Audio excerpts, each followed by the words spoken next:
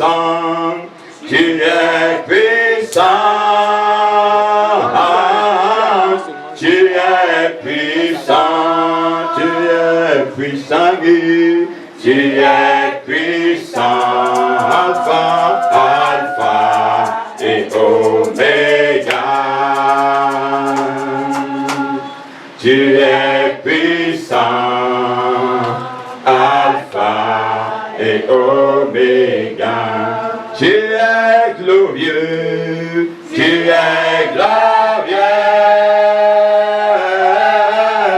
Tu es glorieux, tu es glorieux, tu es glorieux. Tu es glorieux, tu es glorieux, tu es glorieux, Alpha et Oméga. Tu es glorieux, Alpha et Oméga. Tu mérites toute la gloire. Yahweh, Yahweh, tu mérites toute la gloire. Yahweh, Yahweh, tu mérites toute la gloire. Yahweh, Yahweh, tu mérites toute la gloire. Yahweh, oh, Yahweh, Yahweh. Est-ce que tu peux élever ta voix et commencer à l'adorer? Nous sommes venus ce matin pour adorer notre Père. Nous sommes venus pour adorer notre Roi. Nous sommes venus pour adorer notre Seigneur. Les autres adorent les arbres, les autres adorent les montagnes, d'autres adorent les animaux. Nous adorons le Seigneur des Seigneurs. Nous adorons Jésus-Christ. Nous adorons Elohim. Nous adorons El Shaddai. Nous adorons Jéhovah. Nous adorons El Elyon. Nous adorons Jéhovah Shammah. Nous adorons Jéhovah Ozi. Nous adorons Jéhovah Oziori. Nous adorons l'Éternel qui nous guérit, l'Éternel qui nous protège, l'Éternel qui nous bénit, l'Éternel qui nous fait du bien. Il est digne et ce matin nous sommes venus l'adorer. Il est digne et ce matin nous sommes venus le glorifier. Il est digne et ce matin nous sommes venus nous retourner la gloire. Nous sommes venus nous retourner l'honneur. Nous sommes venus nous retourner l'adoration. Il a dit dans sa parole que si tu ne m'adores pas, je vais susciter des pierres pour m'adorer. Je refuse que des pierres l'adorent. Je refuse que des pierres ne louent à ma place. Seigneur, ce matin, je te loue. Éternel, ce matin, je t'adore. Père, je proclame ta majesté. Je proclame ta divinité. Je proclame ton règne. Je proclame ta puissance. Je proclame ta grandeur. Dans le ciel, sur la terre, sous la terre. Toi et toi seul est Dieu. Toi et toi seul est roi. Toi et toi seul est Seigneur. Toi et toi seul est souverain. Papa, ce matin, nous te bénissons. Papa, ce matin, nous t'exaltons. Nous fléchissons nos genoux devant ta face, Seigneur. Et nous disons, Saint, Saint, Saint, et l'Éternel des armées. Toute la terre, Seigneur, est remplie de ta gloire. Toute la terre est remplie de ta majesté. Toute la terre est remplie de ta puissance. Béni sois-tu, Seigneur. Béni sois-tu, ô Dieu. Au nom de Jésus-Christ. Amen. Acclame pour le Seigneur Jésus. Merci d'avoir acclamé pour moi. Acclame pour Jésus. Acclame en plus avec lui de joie. Alléluia. Amen. Assieds-toi majestueusement ce matin dans la présence du Seigneur. Je suis content de te voir. Salue ton voisin, salue ta voisine. Dis-lui, je suis content de te voir ce matin. Ton visage est rayonnant de joie. Je vois la gloire de Dieu briller dans ta vie. Alléluia. Amen. Je voudrais bénir le nom du Seigneur ce matin pour ce grand privilège qui m'est donné de me tenir ici devant pour apporter cette parole. Alléluia. Ce n'est pas une tâche facile, c'est quelque chose de très difficile. Vous voyez, c'est très difficile pour un enfant de la maternelle. Si on lui dit, va monter un exercice à ton grand frère qui est en terminale. Alléluia. Je tiens à rappeler que papa vient de finir de soutenir un doctorat. Alléluia. Donc, je dois faire attention même aux mots qui vont sortir ce matin. Est-ce que tu peux acclamer pour le Seigneur? Nous bénissons le nom du Seigneur qui nous donne la grâce et le privilège d'être dans ce ministère. Nous disons merci à Dieu pour la vie de son serviteur, Papa Jean Rouget. Alléluia. Et j'ai lui remercier ce matin pour cette grâce qui m'accorde de me tenir ici devant vous pour enseigner pendant que lui reste assis. C'est un grand privilège que je ne prendrai jamais pour acquis. Amen. Gloire au Seigneur. Est-ce que tu peux prendre avec moi ta Bible? Nous allons écouter la parole du Seigneur ce matin. Avant d'entrer, nous voulons rappeler que nous sommes dans l'année 2022 où le Seigneur nous a donné une promesse par la bouche de son serviteur, l'homme qu'il a établi sur cette commission. Et il nous a parlé en disant que l'année 2022 sera une année d'élévation surnaturelle pour nous. Alléluia. Amen. Et sous cette grâce, je vous ai dit que 2022 sera une année d'élévation surnaturelle pour toi au nom de Jésus. Amen. Ce que tes yeux n'ont pas encore vu, tu le verras avant la fin de cette année au nom de Jésus. Alors, donc 2022 est une année pour nous qui est une année d'élévation surnaturelle. Et pour que l'élévation surnaturelle soit faisable, pour que ce soit possible, le Seigneur nous a donné des principes qui ne sont rien d'autre que les principes du royaume. Ce n'est pas les principes de la physique, de la chimie, mais c'est les principes du royaume du Seigneur. Et en ce mois de juin, nous sommes en train d'étudier le principe du service du royaume. Gloire au Seigneur. Exode chapitre 9, verset 1.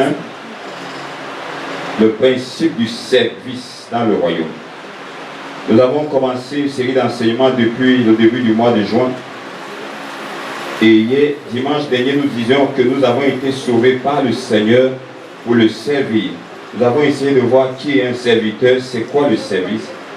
Disons dans Exode chapitre 9, verset 1. Si tu es avec moi, crie Fire. Alléluia. Exode chapitre 9, verset 1, je lis dans le nom de Jésus. L'Éternel lui dit à Moïse, va vers Pharaon et tu lui diras, ainsi parle l'Éternel, le Dieu des Hébreux. Laisse aller mon peuple afin qu'il me serve. Alléluia. L'Éternel dit à Moïse, va vers Pharaon et tu lui diras, ainsi parle l'Éternel, laisse aller mon peuple pour qu'il me serve. Laisse aller mon peuple pour qu'il construise des grandes maisons. Laisse aller mon peuple pour qu'il cherche à rouler des grosses voitures. Laisse aller mon peuple pour qu'il cherche la prospérité ou l'influence dans le monde. Laisse aller mon peuple pour qu'il me serve. Je vous ai dit ce matin que toi et moi, nous avons été choisis et appelés par Dieu pour que nous puissions le servir. Alléluia. Amen. Pour que nous puissions le servir. Tel que nous avons vu ici la semaine dernière, pendant la période de l'enseignement sur le discipulat et le leadership, papa a essayé d'expliquer un peu la notion de service dans le monde et la notion de service dans le royaume. Et cet enseignement nous faisait comprendre que dans le monde, les leaders en fait qui ont été établis et qui ont été choisis veulent être servis. Que ce soit dans l'église ou que ce soit dans la société, ils veulent être servis. Certains réclament même l'adoration. C'est-à-dire que tu entres dans l'église, tu vas voir un homme de Dieu, tu ne peux pas le saluer. Normalement, il va se fâcher que mais tu dois d'abord faire la révérence avant de le saluer. Un autre dans son église, il y a un trône qui est établi là, et seul il est assis sur l'autel. Les pasteurs sont là-bas, les fidèles sont là-bas. Alléluia. Mais dans le royaume tel que nous avons été enseignés, c'est l'inverse. Dans le royaume, le Seigneur nous faisait comprendre que celui qui est le plus grand, en fait, doit être le plus petit. C'est celui-là qui doit être le serviteur et du Seigneur et de ses frères. Alléluia. Donc, quand nous examinons notre verset de base, Exode chapitre 9, verset 1, nous pouvons voir le Seigneur qui envoie Moïse comme son serviteur, parce que son peuple s'est retrouvé dans une captivité chronique pendant plus de 300 ans, 400 ans. Et ils ont pleuré à Dieu. Le Seigneur envoie Moïse, et Moïse arrive, mais il dit à Moïse, je t'envoie là-bas à une seule condition. Tu es en train d'aller les délivrer parce qu'ils vont me servir. Alléluia. Tu t'envoies les délivrer parce que j'ai besoin d'eux. En d'autres termes, s'ils ne vont me servir à rien, moi je n'ai pas besoin de les délivrer. Gloire à Jésus. Amen. Lorsque nous venons à Christ, la première chose que nous devons comprendre, c'est qu'avant que nous soyons en Christ, nous étions sous la domination du diable. Nous étions sous la domination du royaume des ténèbres et qui nous oppressait, qui nous opprimait par la maladie, par le péché surtout.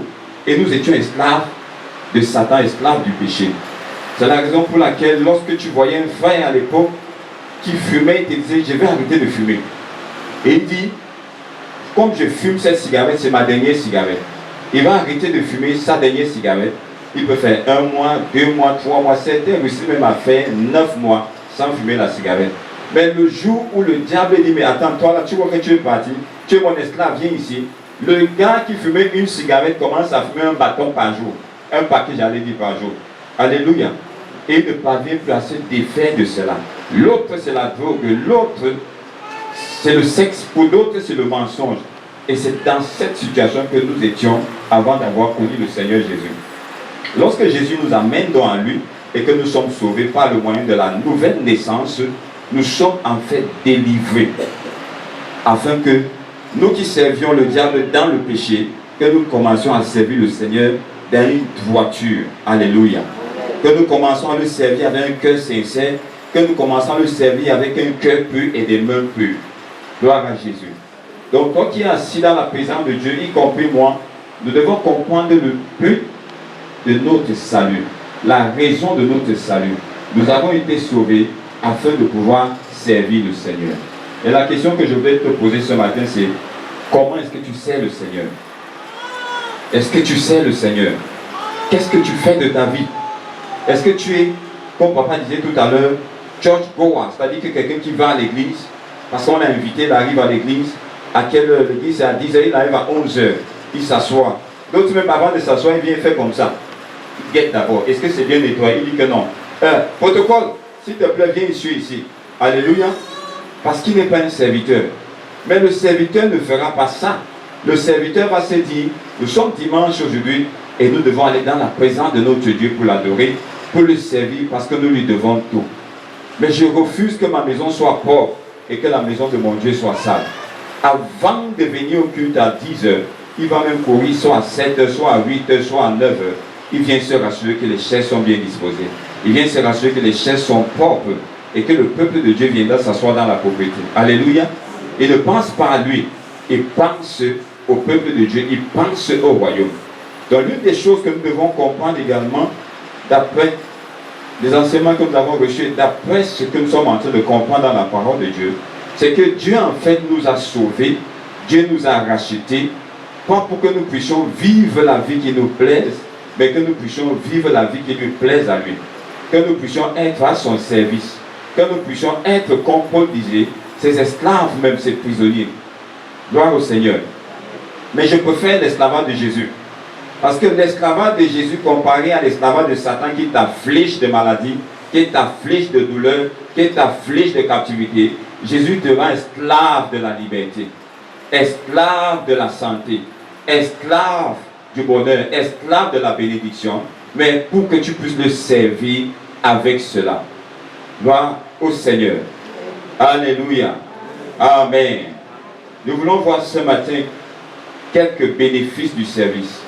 Et nous avons dit dimanche dernier que le service, c'est mettre au service du royaume, si vous permettez la tautologie, c'est mettre au service du royaume tout ce que le Seigneur nous a donné lorsque nous sommes devenus ses enfants. Si le Seigneur t'a donné la force et que tu n'es pas un paralytique, est-ce que tes pieds peuvent le servir? Au moins pour marcher et parler de Jésus. Si le Seigneur t'a donné la santé et que ton argent ne finit pas dans les médicaments, est-ce qu'au moins tu peux payer le transport à certaines personnes pour dire dimanche, allons à la maison du Seigneur pour adorer le Seigneur? Alléluia. Donc nous voulons voir certains bénéfices du service ce matin. Et le tout premier bénéfice que nous voulons examiner ce matin, nous voulons dire que le service est une plateforme ou une clé pour la promotion et l'élévation dans le royaume. Le service, une plateforme, une clé pour la promotion et l'élévation dans le royaume. Josué chapitre 1. Josué chapitre 1, ouvre avec moi ta Bible dans Josué chapitre 1 s'il te plaît. Josué au chapitre 1, verset 1. Si tu es là s'il te plaît, est-ce que tu peux lire pour nous? Est-ce que quelqu'un a la page? Josué chapitre 1, verset 1. Je lis dans le nom de Jésus. Après la mort de Moïse, serviteur de l'Éternel, l'Éternel dit à Josué, fils de Nun, serviteur de Moïse. Je m'arrête à ce niveau.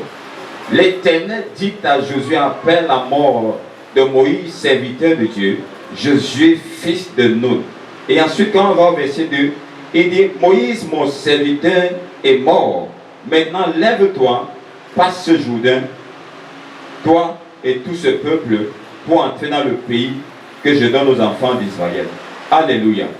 Si nous regardons la vie de Moïse, le personnage, le héros biblique de Josué, j'allais dire, nous allons voir que Dieu a appelé Moïse comme son serviteur qui était un prophète et qui devait rendre ministère de sa part à son peuple.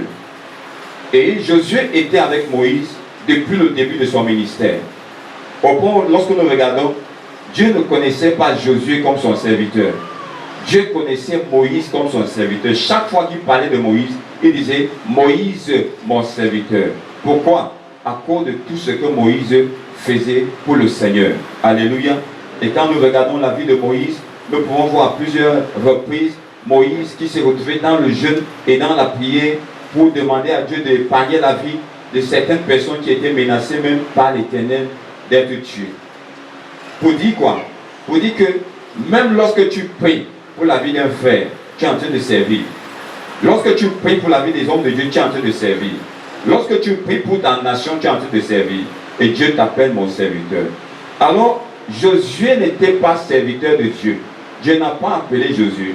Dieu a appelé Moïse. Moïse se servait et Josué était toujours à ses pieds. Et la Bible dit que lorsque Dieu a dit à Moïse, Moïse, va, attends devant ma face pendant 40 jours sur la montagne. La Bible dit qu'avant, les autres, Myriam étaient en train de faire la fête. Mais Josué est monté au pied de la montagne pendant que Moïse était au sommet. Josué était au pied de la montagne. Pendant que Moïse priait, Josué priait. Pendant que Moïse attendait devant la foi du Seigneur, Josué était également en train de prier. Je ne sais pas s'il priait pour Moïse, je ne sais pas s'il priait pour sa propre vie, je ne sais pas s'il priait pour ceux qui sont restés, mais je sais une chose, c'est qu'il était en train de faire exactement ce que Moïse aussi faisait. Alléluia. Et ça n'a pas été une surprise lorsque Moïse est mort, que Dieu ne se tourne pas vers Aaron, que Dieu ne se tourne pas vers Myriam, que Dieu ne se tourne pas vers les autres, mais que Dieu se tourne seulement vers Josué. Pour lui dire, mon serviteur est mort, à partir de maintenant, c'est toi qui vas prendre les commandes. Alléluia. Je m'amuse souvent à regarder dans la maison du Seigneur des hommes de Dieu qui bagarrent pour des postes. Et je me rappelle, papa et moi, on échangeait la semaine dernière, je crois que c'était même il y a 2 jours. Et on parlait de ces bagarres qu'il y a entre les hommes de Dieu où tu vas voir un homme de Dieu qui va même jusqu'à pratiquer parce qu'il veut qu'un autre donne sa place. Tu vas voir un frère, une soeur, un diacre, une diaconesse qui bagarre physiquement parce qu'il veut la place de l'autre. Au travail, même dans le monde professionnel, tu vas voir quelqu'un qui bagarre d'une manière ou d'une autre, que ce soit physique, que ce soit spirituel, parce qu'il veut la place de quelqu'un. Mais le principe que je vois dans la parole de Dieu m'amène à comprendre que la promotion, ce n'est pas le service. L'élévation, ce n'est pas le service. Lorsque nous regardons le psaume 75, qui est notre psaume de l'année, la Bible dit, l'élévation ne vient ni de l'homme, ni de la femme, ni de l'intelligence, ni des diplômes, ni des efforts. La Bible dit ni de l'Orient, ni du désert, ni de l'Occident, mais l'élévation, la promotion vient de l'Éternel qui élève. Alléluia. Donc si tu as besoin de l'élévation, si tu as besoin de la promotion, la clé fondamentale que Dieu nous a donnée dans le royaume, c'est le service. Lorsque tu sers le Seigneur, ta promotion est établie. Ta promotion est garantie. Gloire au Seigneur. Je dis gloire au Seigneur. Amen. Ta promotion sera garantie pendant que tu sers le Seigneur au nom de Jésus-Christ. Si tu es dans cette maison ou bien tu es dans une autre maison, mais que tu es dans le royaume et que tu es un fils de Dieu, serviteur, le Seigneur va t'élever au nom de Jésus-Christ. Le Seigneur va étendre tes cordages au nom de Jésus-Christ. Alléluia. Deuxièmement, deuxième bénéfice du service, le service est la clé de l'expansion à la fois financière et matérielle. Le service, la clé de l'expansion financière et de l'expansion matérielle. À l'église, si Aujourd'hui, on venait à dire, s'il vous plaît, prenez un bout de papier et un bic, écrivez chacun son sujet de prière. Venez déposer, on va prier pour vous. On va se rendre compte que 80% des sujets de prière seront que Dieu me donne l'argent, que Dieu me donne la richesse, que Dieu me... Alléluia. Mais difficilement, nous allons voir quelqu'un qui va dire, je veux servir le Seigneur, que Dieu augmente mon zèle. Je veux servir le Seigneur, que Dieu augmente ma passion. Je veux servir le Seigneur, que Dieu me donne de l'aimer encore plus. Aujourd'hui, nous mesurons le succès au bien matériel. Nous mesurons la réussite au bien matériel. Nos prières, même que nous partons avec devant le Seigneur, en fait, sont motivées par la récompense matérielle. Alléluia. Mais, quand nous regardons Matthieu chapitre 6, verset 33, il dit, cherchez d'abord, premièrement, la justice, le royaume de Dieu, et toutes autres choses vous seront données comme bénéfice. Gloire à Jésus. Qui est déjà parti sur le supermarché? Qui? Je sais que tout le monde. Lorsque tu vas au supermarché, tu peux aller acheter une Bible comme celle-ci. Tu achètes la Bible, et lorsque tu achètes la Bible à certaines saisons, c'est peut-être la promotion, on peut associer à cette Bible un calepin. On peut associer à cette Bible un crayon, un bic, une gomme. Et on appelle ça le bonus. Alléluia. Amen. Lorsque nous sommes enfants de Dieu et que le service, les intérêts du royaume sont notre priorité, ces choses supplémentaires sont les bonus du royaume que Dieu nous donne. Mais qu'est-ce que nous observons aujourd'hui?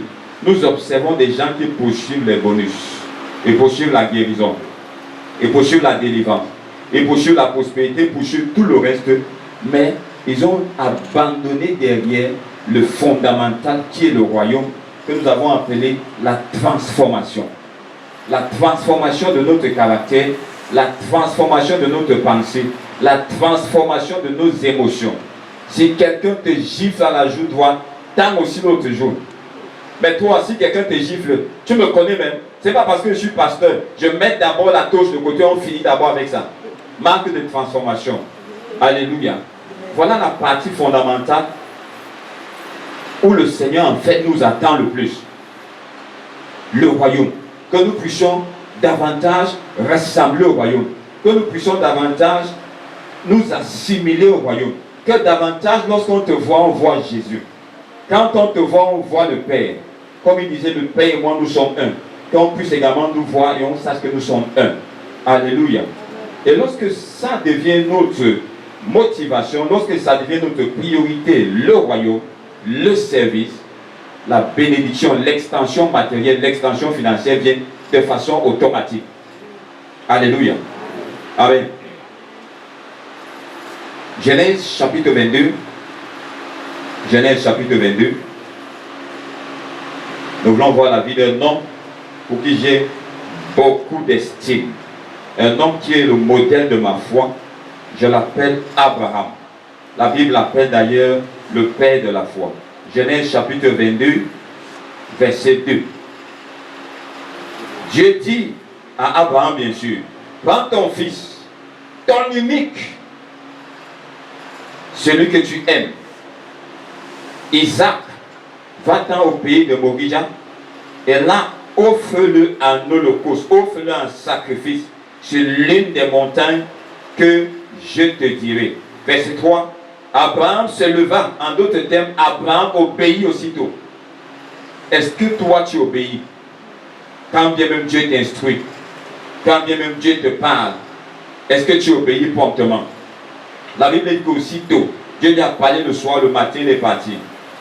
Abraham se leva de bon matin, scella son âme, et puis avec lui 2 serviteurs et son fils Isaac et l'offrande que Dieu demandait. Il fendit du bois pour l'holocauste et partit pour aller au lieu que Dieu lui avait dit. Gloire au Seigneur. Verset 16.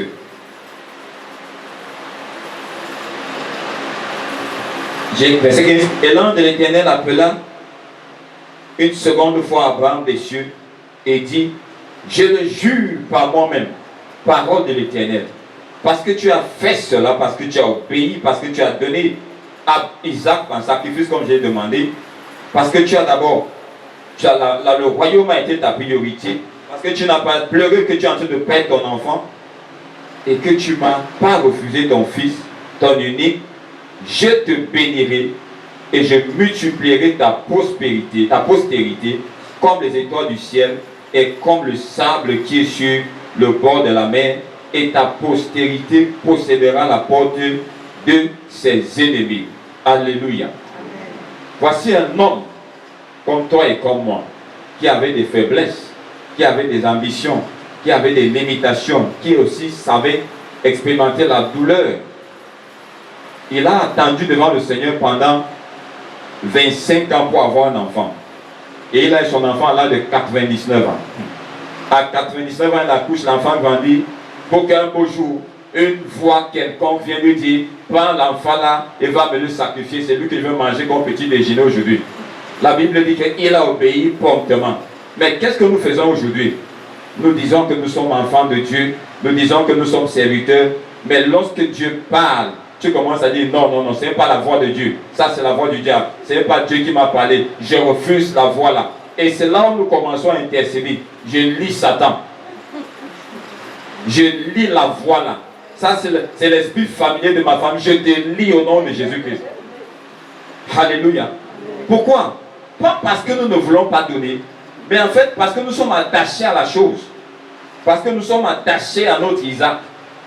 Abraham n'était pas attaché à Isaac, bien qu'il ait conçu Isaac dans sa vieillesse, mais il était prompt à donner. Il était prompt à servir. Si nous sommes appelés au service, nous devons être appelés à la promptitude, à l'obéissance totale. Alléluia. Et quand tu regardes le verset 3 que nous avons lu, mais attends, Dieu dit, je le jure, parce qu'il a vu l'obéissance. Je le jure, je jure par moi-même. Rien ne peut plus empêcher ta bénédiction. Alléluia. Et après cette obéissance, le Seigneur nous dit, tu n'auras pas seulement un enfant, mais tu auras des enfants. En plus des enfants, tu auras des biens, des serviteurs, tu auras tout. Mais le point de départ n'a pas été la recherche de ces choses-là. Le point de départ a été la recherche de la satisfaction du cœur de Dieu. Alléluia. Amen. Quelle est ta priorité en tant qu'enfant de Dieu? Est-ce que c'est de te satisfaire ou de rechercher la satisfaction du royaume? Est-ce que c'est chercher à faire ta volonté ou alors chercher à faire la volonté du royaume? Ta motivation seule peut déterminer ce que tu auras.